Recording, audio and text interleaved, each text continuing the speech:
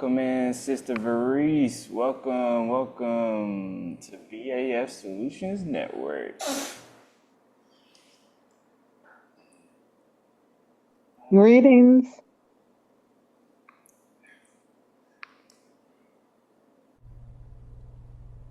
All right, so before we get into our interview, love for you all to join me in a little bit of breathing so we can start off this week right.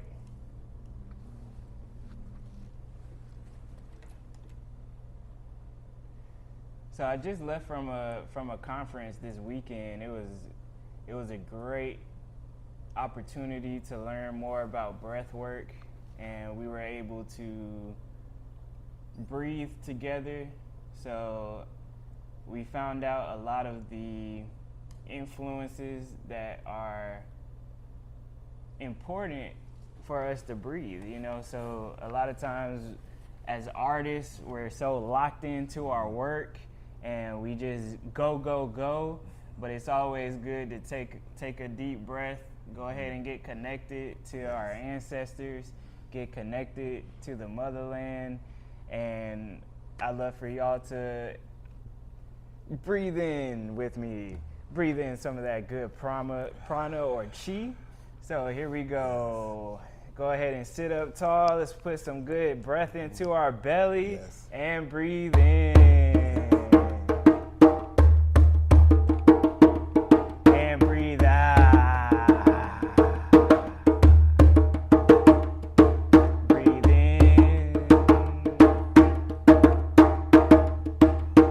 Breathe out. Breathe in. This is breathing in creativity. Breathe in good chi. Breathe out. Breathe out the pain.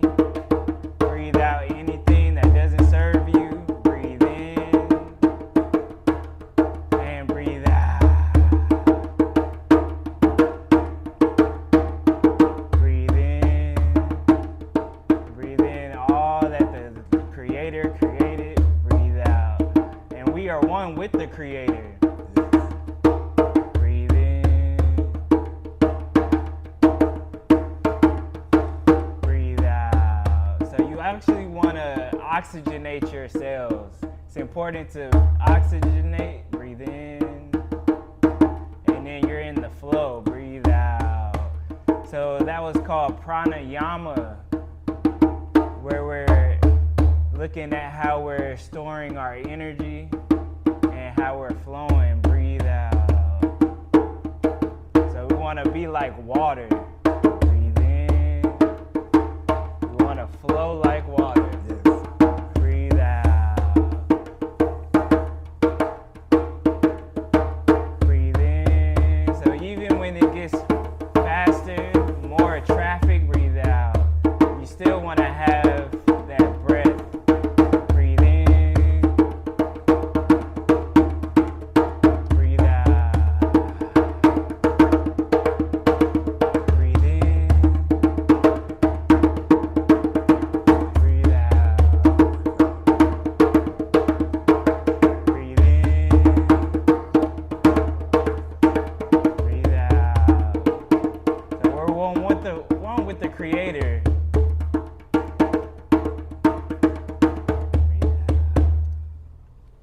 Alright, so it's good to get that breath in, get connected. For sure. Yeah, so I definitely want everybody to know we are talking to Baba Kalonji here, the living legend, the artist. So let's go ahead and get on in here so we can get into our Master Motivators Monday. Yes. So thank you so much for being here, my brother. Thanks for having me here. Yes, sir. Yes, sir. Yes. So we're learning about you and your artwork. I got some of the artwork behind us. We'll mention some more of the art pieces here in just a second. But I'd love to hear a little bit about your story. And I know you come from the island, so one of my first few questions is how that has influenced you as an artist. So I'd love for you to go ahead and tell a little bit about your story. Okay. First of all, my name is Kalonji Brathwaite, and I started out art at a very early age, actually from the age of 5 years old. Never thought that it would be something I'd be doing all my life. I first started doing it as a passion, a hobby, and as I grew, it was all I did growing up. Actually, I never used to do my schoolwork, and at one point, my father, he took my drawing book away from me because I was drawing too much. What? Yes, so my passion started from an early age. But when I came to the United States in my early 20s, I realized that our people was under oppression that I never recognized growing up in Barbados, because growing up in Barbados, we grew up among black folk, so I never really saw racism as when I came here to America. So when I saw Dr. King, Malcolm X, and I learned more about Marcus Garvey, I realized that, we all have a mission as black folks to contribute to our liberation. I see. So I set my sights on using my art as a voice for Pan-African, and that's all I've been doing ever since. Yeah. Sure. So you said that Marcus Garvey was one of the big influences that showed you that we were under oppression, or Yes. you saw it through your own eyes, and then you were studying Marcus Garvey, or how did that happen? Well, to be honest, my first real influence was Malcolm X, and then when I saw Marcus Garvey and he talked about building a black empire, that really, really impressed me, because I've never heard anyone talk about we needing an army, we needing, men of big affairs, and also, an empire where the sun will never set, because we have the Chinese, we have the Europeans, they all have their own power bases, but we as black folks, we scattered all over the world, and the black woman is one of the most oppressed women on the face of the world, and no one can deny this. Right. So in seeing this, as a man, I decided that it's my duty to contribute to her liberation and the liberation of our people. And seeing that I'm good at artwork, I decided to use that as a tool to, make my contributions. I see. Yes. Very good, very good. So I'd love to hear some of your information on Malcolm X here. This is one of your pieces right here, right? Yes. So we'd love to hear. You were just referring to Malcolm Yes. X, and we actually put Malcolm X on our BAF Solutions Network flyer. So as you see here, we have BAF Solutions Network, and we actually have Malcolm X on our flyer. So it says, "Our freedom can't wait." So I definitely wanted to highlight the Malcolm X piece because it's so pivotal in our movement, and he was one of the ones that I had heard about being in the time of Martin Luther King Jr. and learning that he had a different viewpoint, but I didn't know that it was basically the same thing as Marcus Garvey and Frederick Douglass. Yes. So how do you, what were you feeling when you were painting this one, when you were creating this? I always feel good painting Malcolm X. Actually, he's most of my pieces.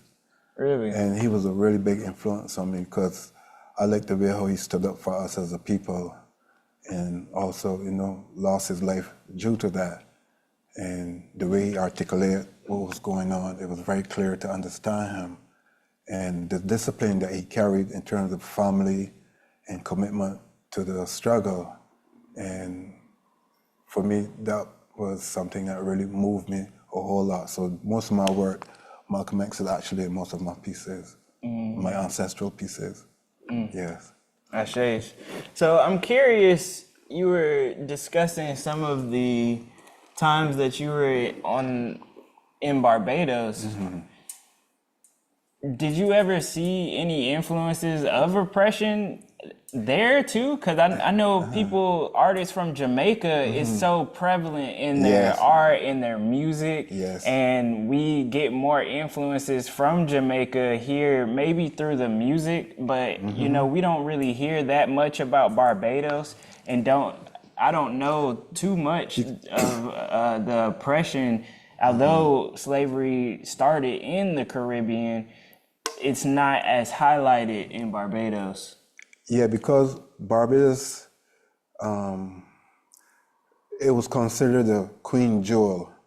And at one point, I would say Barbados probably was one of the most brainwashed islands in the Caribbean because in I think it was 1966, Barbados got its first free education. So the people are very educated, and education by the Queen system, not really educated worldview in terms of where we come from and so on. Actually, when I was growing up in Barbados, I thought that Europeans had did us a favor due to what they taught us in terms of education, that we were savages living in the jungle and they come and rescue us.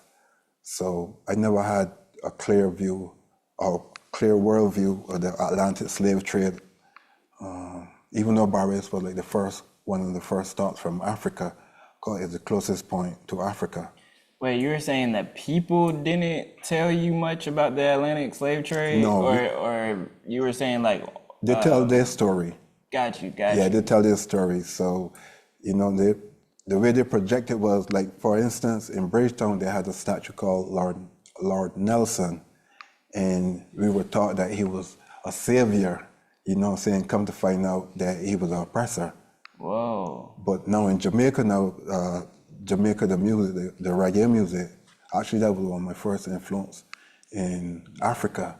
The first time I ever heard about the gold clothes of Africa and, you know, Marley music and Peter Tosh music.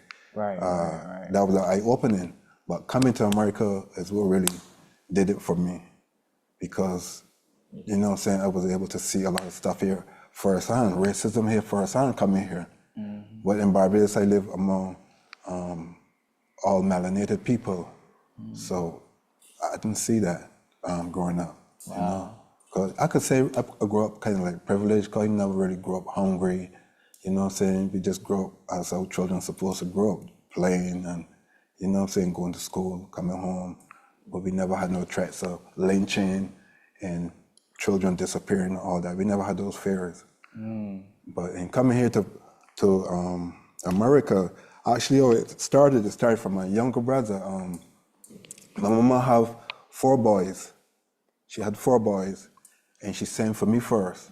So when I came here to America, my youngest brother, he took sick, and my mama, being a nurse, she sent me to Barbados to bring him up here. So when we was on our way up here, I was saying to him, man, when we get to America, we can do some big things in America. But it was not on an African level. It was on a materialistic, you know what I'm saying, viewpoint. But he kind of changed my mind when he was in the hospital. One day I went to visit him, and he told me that he feels like he would kill himself. He'd be in so much pain. So I was like, nah, don't think like that. I wish it was me instead of you. And he said, nah, it's not supposed to be you. He said, black people are strong people. I never heard no one spoke from this. This is my younger brother telling me this. Right. So I said, what you mean? He said, we have come a long way. And about 2 weeks or 3 weeks after, they had to send him home, because when they did the operation on him, he had a malignant tumor in his spinal cord. So at that time, they couldn't remove it. So the doctors told my mama that he wasn't going to really survive. But me and him he came home probably for less than a month. So I had time to spend with him a lot, but no, he was paralyzed from the waist down. So we were going to meditations, and he had a gift that I also had, where we would travel spiritually out of our bodies and travel, you know, in the spirit realm. Yeah. So we were particularly close for that, because he understood me and I understood him. And we really never talked to people about it, because we grew up as Seventh-day Adventists. So ain't nowhere that we would look upon as, we look upon as crazy. So we pretty much kept that to ourselves. So before he passed away, I told him one day, I said, if you happen to transition before I do, I would like you to come back and give me positive proof there's life after death. Give you positive proof that there's life after death. Oh, that there's life after death. Yes, Wow. and the experience, him being experienced is not something of our imagination, but it's actually a reality. And he passed away shortly after that, and he came back and he took me on a journey that really changed my whole outlook on life, life and death. And so when he came, we appeared in the spirit realm, what people call the underworld. And we were walking across rocks, that was surfing above. It seemed like water, but the frequency was a different frequency. So I felt very uncomfortable because I knew I wasn't here in the earth atmosphere. So I bent down to touch the water and it didn't feel like liquid water. So I said to him, what are we doing out here? And I said, I don't like how it feels. No, we're not speaking words, we're speaking mind. And he told me to use your mind. And I came upon a rock that was in front of us, and I said, man, I wish this rock would just open up. I said thoughts to my mind, and the rock just opened up. And I entered, and I saw other spiritual beings in there. But I was so in love with my younger brother that I was looking for him because I had not seen him, in the physical, but now I'm seeing him, and it's just like I'm seeing you here now. So I'm looking for him, but I'm looking like the corner of my eye. When I look to the corner of my eye, it's like when you strike a match, I saw this bright, bright, bright light. And this light was so bright that I started traveling. For the first time, I really felt the transition of being traveling. Normally I would wake up in the spirit realm, but now I feel I'm traveling at tremendous speed. And I'm saying to myself, wherever this experience takes me, I'm going to go. Because in the past, whenever I had out-of-body experience, I always become very afraid and would come back to my body and panic. But this time, I brave up and I say, wherever this experience takes me, I'm going to go. And something that me and him used to do when he was in the physical, we would lie in the bed and we would say, let's go to the stars. And we would travel out of our bodies and we'd be like floating and we can see the stars and stuff. So the same thing happened.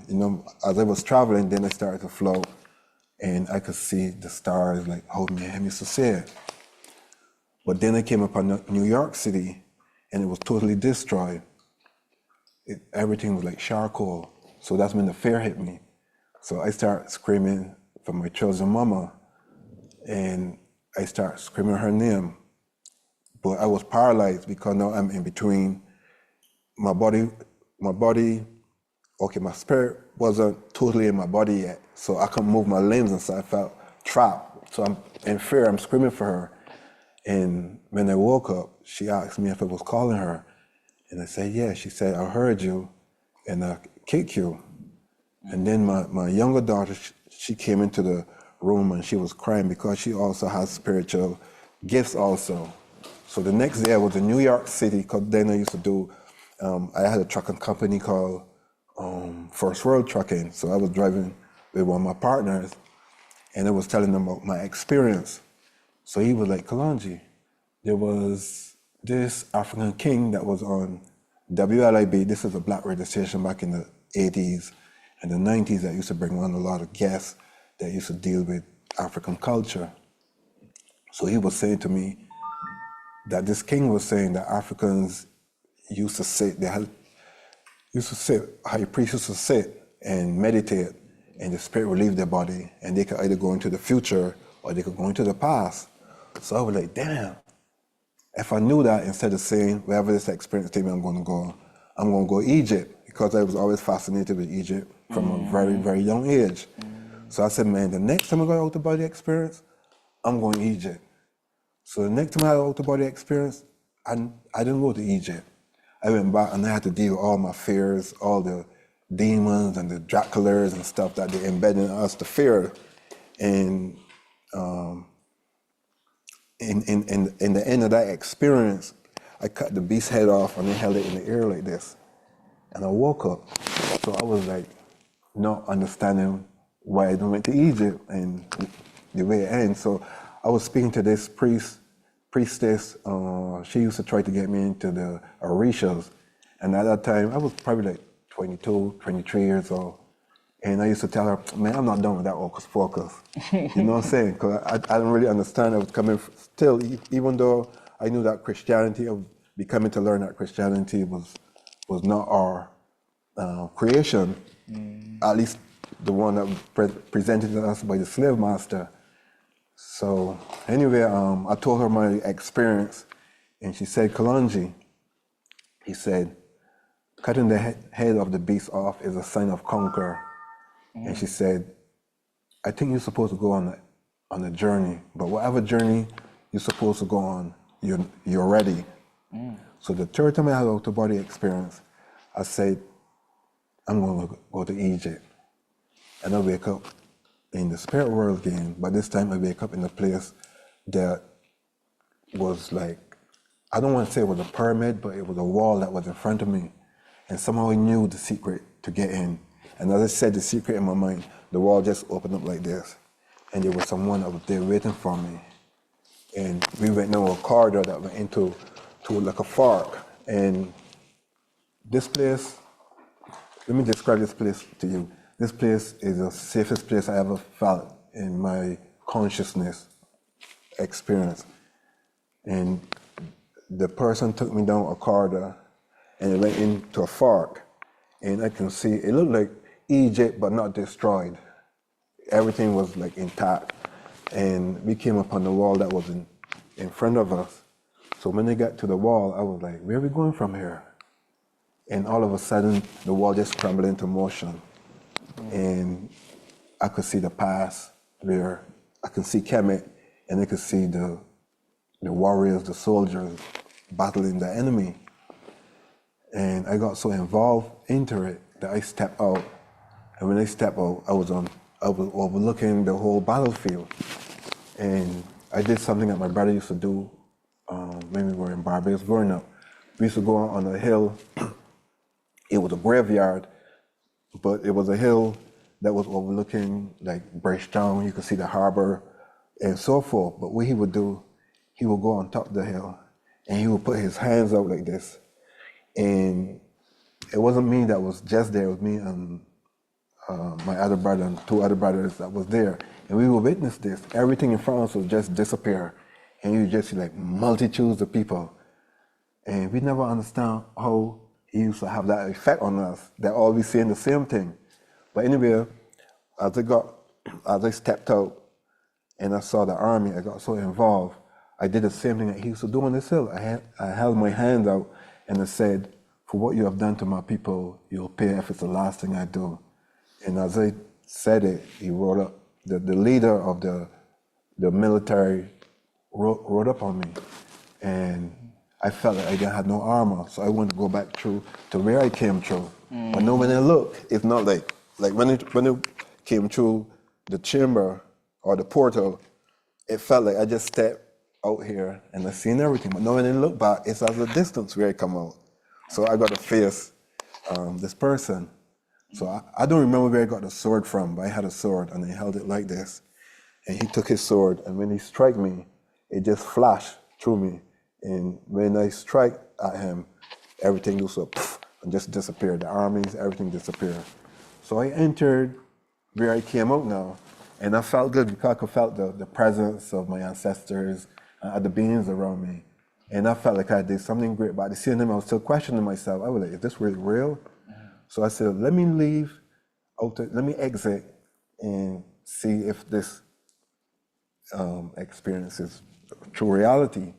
So when I exit, I came upon a place where I saw a bunch of people, and they were all like bunched together, like they were trapped, like they were tormented, what people call tormented souls. And one of them,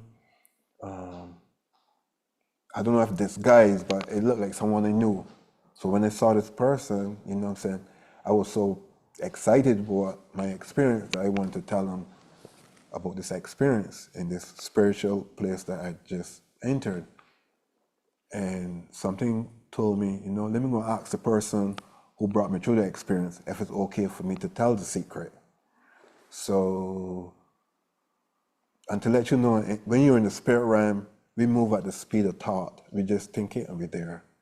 So I was right back in this place again, and I asked the person who brought me through the experience if it's okay for me to tell my friend the secret to enter.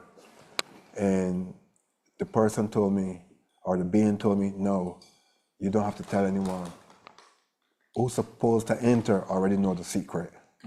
And that was the change in my life. My fear of what people call death was no more. And that's when I really committed to creating artwork. And what year was that? This year was like 2000, no, this was about 1984, about 1983, 1984. And at that time, so that changed my life in terms of life and death, spiritual and physical. But still, I still had, what really changed me, to be honest with you, that I put aside everything and I become 110 committed, is that at that time, I was living in New York City, and we were going after like drug dealers. And me personally, I never really robbed a person, but I was taking the drug dealer's money because me personally, I needed money for myself, but I was using it as a justification because they come into our community and they're selling drugs. So really and truthfully, my ancestors didn't send me here to do this. They sent me here to do this. So a lot of the times your strength could be your weakness, and that was my weakness, because what happened, one night we had went after this, I think it was, I'm not sure if it was Mexican or Colombian, but we went and robbed this dude that would bring the drug into the black community, and then he would go into his community. So, I got a sister to infiltrate him, and I found out where he was living, and I went to his house, and it didn't really work out the way it was supposed to work out, because I took a brother off the block. This was Marcus Garvey in Brooklyn. It was like one of the roughest places then in New York, Brooklyn. And I went after this dude. So when we approached the dude now, the dude just ran and left. He snatched the drugs and ran and left me. So now I'm going home, because I'm really upset and so on. And the police just pulled me over for no reason. I guess it was the ancestors, sending me some guidance, And that night when I got locked up, they had arrested me with a sawed-off shotgun and a 9mm, probably about 100 rounds. So I was facing a lot of time, And when they got into the booking, I prayed to my brother and I told him that if he get me out of this here, this would be the last time I would ever be doing anything criminal or anything along these lines. And I promised him that I would dedicate my life to doing what I'm doing right now, and that's using my art. Well, we definitely need Yes. those people in our lives to bring in good environments, and bring in good things that we may think that it may be okay for us to keep on going, but sometimes God or the Spirit just has a way of working, and I'm unfortunate that you had to go through some of those things, but in hindsight, that duality was at play, because now you're creating these things, and this is something that I found resonating with me, because one of my friends called me Jew Lion, So instead of just Julian, they were calling me Julian. So this was something that was very resonant. And then, of course, with my hair long, so now I'm getting more of the fire of the lion, and the way that it's coming out with the fists and the paintbrushes. And then with your story of the spiritual, now it's making more sense on how your art pieces have such beautiful skylines and star systems. It's almost like the Dogon people, how intricate his star systems are, because that's just a small piece of it. But his colors and the way that you do your star systems are amazing. And moving to some of the physical side, how do you create some of these things? Like, this is Muhammad Ali. How are you creating these pieces just with such energy, emotion in here? You have so much the shadowing. Like, of course, we know Muhammad Ali, but then you have some of the other people. You do a great job bringing in more people. And then maybe we could highlight that one real quick too. I'd love to hear some of your what you were thinking about when you were creating something like this with Malcolm X. You mind pulling it just a little bit? Yeah. Well, I've dedicated myself to honoring the ones who came before us and fought for us. And getting the message across for the younger generation through art, because visual images have a very strong effect on the mind. So that's why I do what I do, and plus I'm self-taught also. I didn't went to college or I didn't went to university to learn art, because that's what I was sent to this world to do. So all the other stuff that I was doing was like distractions. And after the experience that I just told you, that was the last time I ever dealt with any, I moved to Brooklyn, I moved to Queens, and I totally dedicate myself to the art world. And I've been doing it ever since.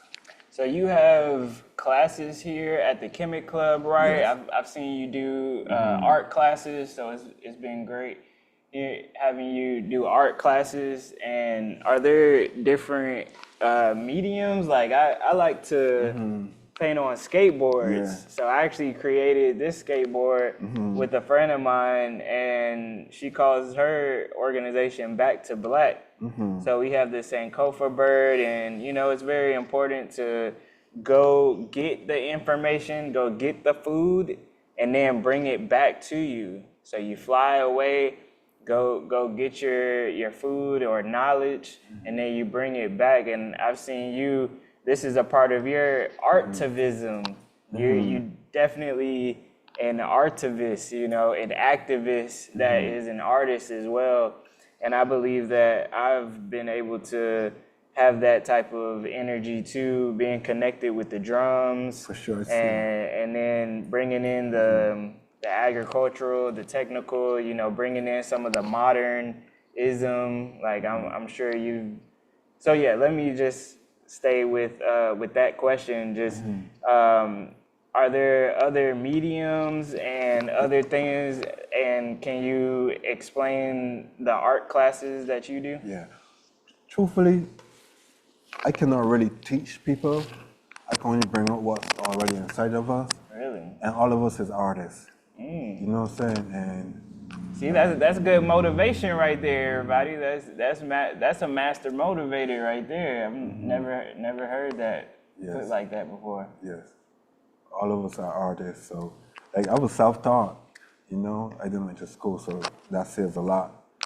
And don't forget to look at the people too. It's a love. The BAF members on there. Yeah. Respect. Meditation is really important too. I meditate. I was meditating from the time I was 17. But the thing about meditation is that when you meditate, and it brings you back to your godlike being self. So usually when I'm creating a piece, I like to sit and meditate on what it is I'm going to work on, or I meditate on the canvas, and after a while, it flows all by itself. Like when you go on the canvas, you know what I'm saying, I don't have to think too much, I got to do this, do that to get this. It just flows. Well, meditation does that because everything is within us.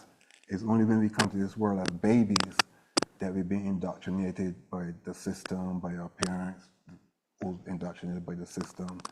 But we have abilities beyond what we usually express because we're being blocked by the teachings of the system and so on. So meditation is one of those ways that you found to tap into the spirit, yes, right? Most definitely. Okay. Because, and let me say something about meditation. Meditation is so simple. Meditation is basically closing your eyes and keep looking into the darkness. You know, a lot of people say that we open our third eye, but it's not really our third eye, it's our first eye, because we are not the physical. The physical is just a vehicle to experience this world. For instance, we might go to Mars, and if we take a spaceship, we go to Mars, if we do get there, and we get to Mars and we say, there's no life here. But there's no life for these eyes to see. But our being, our God-like self, can go into an entity, a body. They can go on Mars and have an experience, just like we have an experience here on Earth. But it's just that this body was built for Earth. That's why we have to time out of this world. Because if we don't time out, we'd be trapped here. We are universal beings. So we travel all over the universe, you know? And it's not like we got to travel from here to 1,000,000 miles. It's right here. You know what I'm saying? You just go through the portal, and you could be the next corner of the universe. So what would you tell people to get into? What would you tell people that are getting into art or want to do some of this art? Because I'm sure that when you look at something like this and you're like, dang, I don't know how to even I don't know how to paint a paintbrush to make it look like that. But what would you tell somebody to motivate them, either something that you do every day or once a week, or how can we tap into our creativity other than meditation? Because that's a big one too. Yes. First, you got the love for it. If you got the love for it, then you get the dedication, and that's really important. Everything in this world is practice, practice, practice, practice. You know, even if you don't paint, you think of it. You know, if you like doing trees, if you like doing landscapes, you know what I'm saying, you study the landscape. You don't have to be actually painting it. You study the trees, and you know what I'm saying, and that's what I would recommend is practice and the love for it. Once you got the love and the dedication, you will create it, because we're all creators. And we all, like for instance, me and you could look at the same object, and if you sincerely express yourself, and I sincerely express ourselves, you know what I'm saying, the same thing that I'm painting is going to look different from the one that you're painting, because you're expressing yourself, you know, your individual mindset, and I'm doing the same. But it's the same object, but you bring a different characteristic to it, and I bring my own. Yeah. So it's all about loving what you're doing and just putting your all into it. Yeah, that's big. So are there some secrets to your painting? Like, yeah, I got a few. I know you have like acrylic and as well as oil painting. Like, are there some things that you can blend better, or like different, like your colors are super vivid? Yeah, I prefer the oils for that, because the oils are more durable, and I know a lot of people are afraid of oils, but you know what I'm saying, once you approach with no fear, then you find that things come to you more simple. But when you approach with fear, oh, I'm going to spoil this, you know what I'm saying, in art, there are really no mistakes, you know what I'm saying? Sure. So these are oil? Yeah, oil base. Yes. Okay. But I started off with watercolors. But then the watercolors are kind of like limited because like if I do something and it's not to my liking, I cannot correct it or I can't change it. But with oil, you can paint over it completely. You know, some paintings, you have different layers of images that you create till you get the right one. But with other mediums like watercolor, I guess you could do it too with the acrylics that they have in now. But for me, oil is more durable and it lasts longer. It's proven to last longer than the regular colors. Got you. So, is there anything that you would like to tell to the people? Like anything that stands out to you, or you know, we're here at the Chemic Club, so you can always come to the Chemic Club and check out some of his art. And we've got different days out the week that you come in, and well, every day he's here, so you can always come here to the Chemic Club, 2835 Church Street, Atlanta, Georgia. Yes. So yeah, is there anything that you'd like the people to know about you or your art? I'm just a simple person, just doing my job, because that's what I come to this earth to do. Because I've been here many times, and this particular life, you know, say I come as an artist, so I try to give it my all, and that's what I wake up every morning to do. You know, but we all spirit beings, you know. We all collectively put this world together. You got the carpenter, you got the mason, you got the joiner, you got the electrician, and each of us come with our own unique gift to make the house. So that's how the world is. So in this struggle for liberation, you know what I'm saying? Someone's gonna do it with music, someone's gonna do it with art, someone's gonna do it actually on the battlefield. You know, we just have to play our role.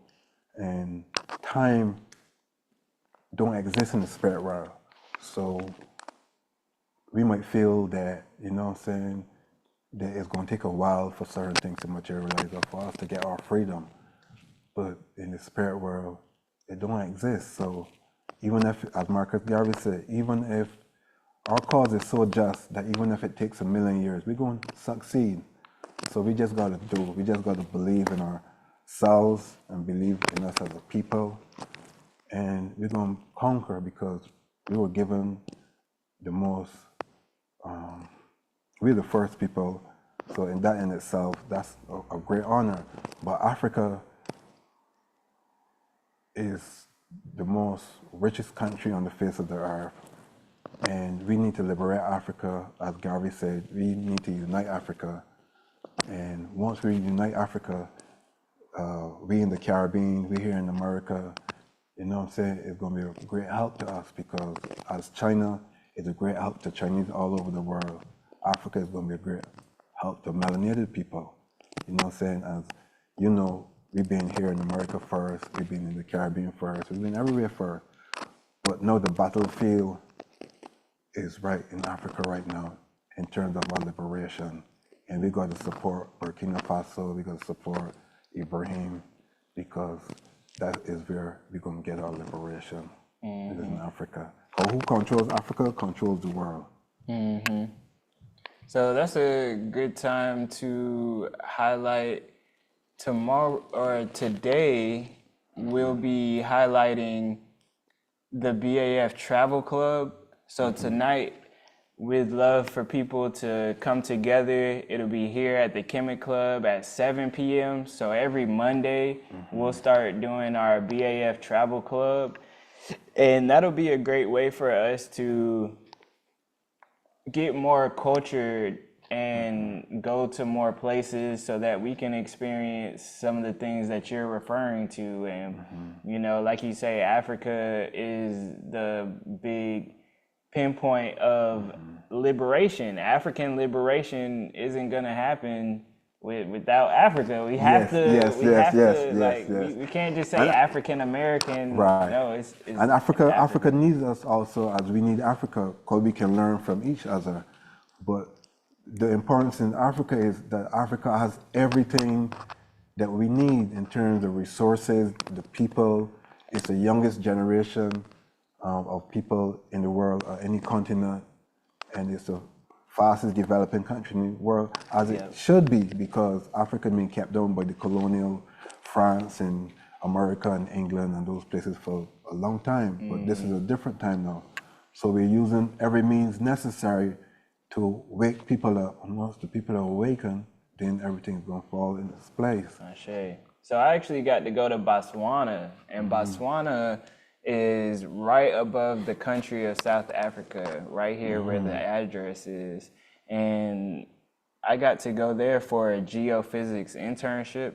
So that was an amazing experience. And you're right, they're the fastest, it's the fastest growing economy.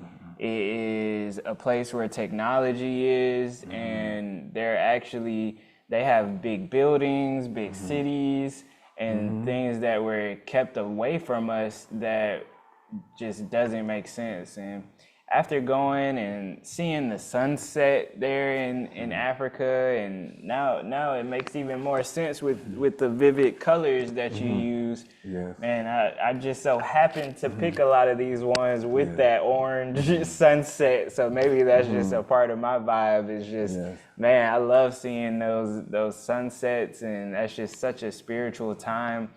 But actually being in the motherland and actually seeing the sun and dancing, taking your shoes off and dancing on the ground. It's just, you just get so connected. So I'm glad to be able to travel there.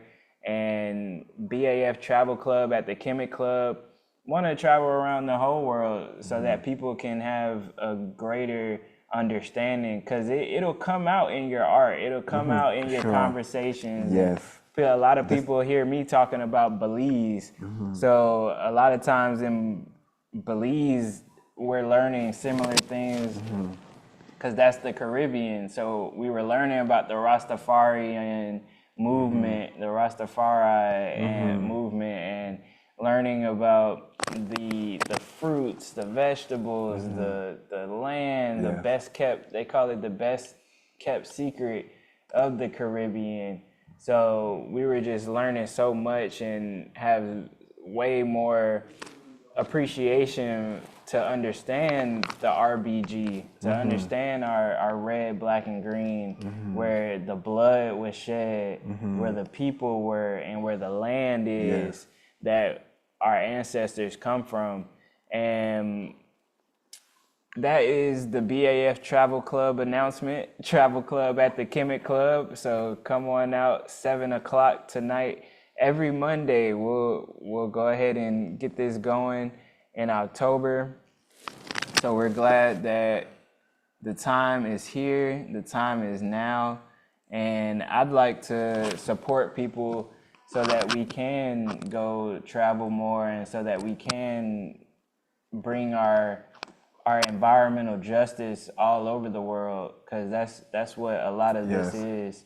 We're activists, you know. We're beacons of light. We're coming on into this world, like you say, to help change the world and to help shed light into our forefathers, and also come with positivity. So I love how your art is always positive. You got the king and the queen over there. I don't know if you'll be able to see that one, but the king and the queen, as soon as you come into the Kemet Club, you'll see some of his artwork there. And then for the Weather Wherever Wednesday and BAF Hump Day News, got some artwork over there. So we're just doing more creativity, and would love for you all to come to the Kemet Club. We're gonna be here every day. Baba Kalunji is here, and we'd love to have a conversation with you and talk to you more.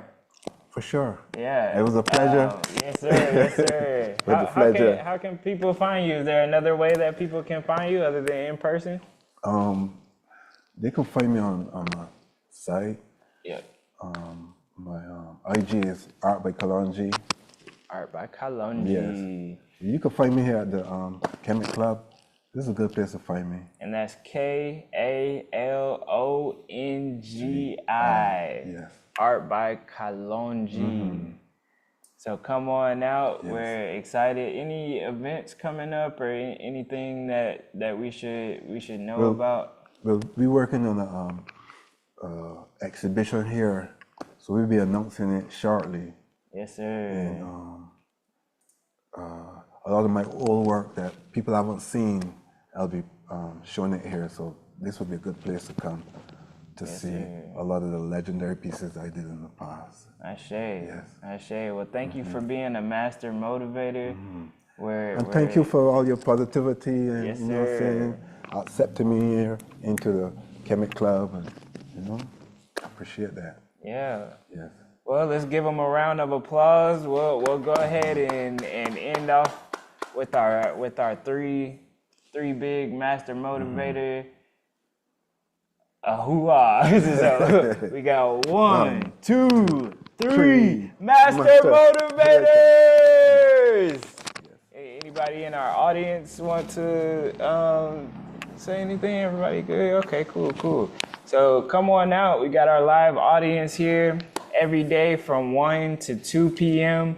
We'll be here in the Chemic Club. So BAF Solutions Network. Tomorrow's Takeover Tuesday, Malcolm Jamal Warner tribute.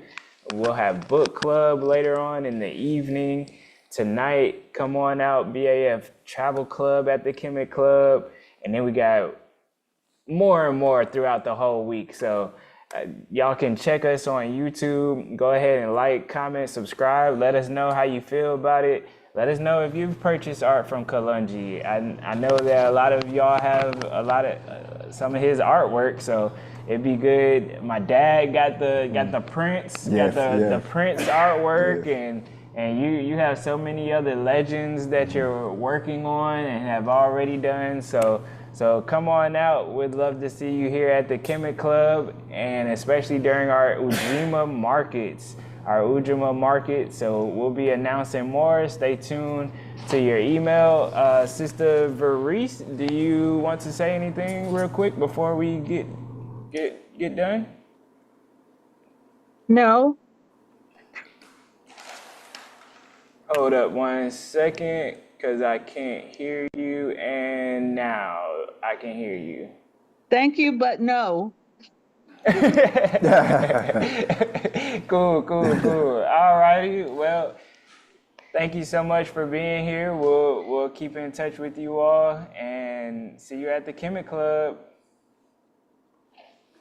Much love. All right. Peace and love. Peace and love. All right, see you tomorrow. Oh yeah, you got to do some poetry tomorrow. Oh yeah, I did do. I started some poetry. Yes. All right. Well, I'll see you on there tomorrow, and we'll look to feature you. Okay. All right, we'll see you soon.